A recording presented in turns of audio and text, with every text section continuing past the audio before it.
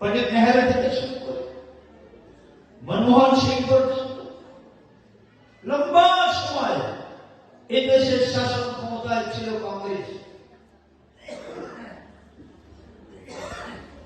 আর ত্রিপুরা রাজ্যে কমিউনিস্টের একটা লম্বা সময় শাসন ছিল, কংগ্রেস হয়েছে।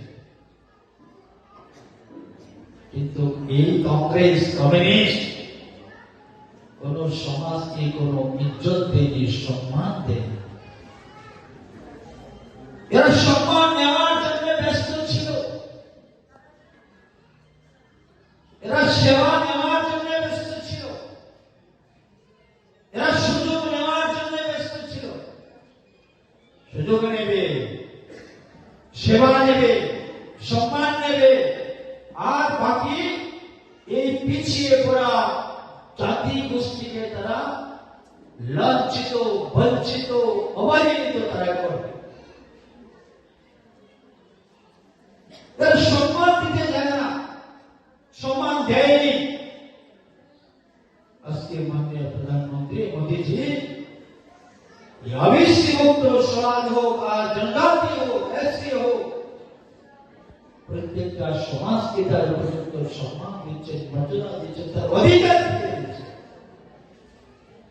যে অধিকার এই দীর্ঘ সময় কংগ্রেসের শাসনে আর আমাদের রাজ্যে কমিউনিস্টের শাসনে সেটা কেড়ে নিয়েছিল। অধিকার চাইলে বিপদ, আপনার অধিকার চাইতে পারতেন না, আপনার সেই বিষয়ে কথা বলতে পারবেন না। আমাদের বাক শক্তি কেড়ে নিয়েছিল, প্রতিবাদের ভাষা আমাদের থেকে ছিনিয়ে নিয়ে গেল। কথা বলা যাবে না, অধিকার চাওয়া যাবে না। এইভাবে নীরবে, নিস্তব্ধে, নিবৃত্তে ওবিসি সমাজ তাদের অন্তর কেঁদেছে।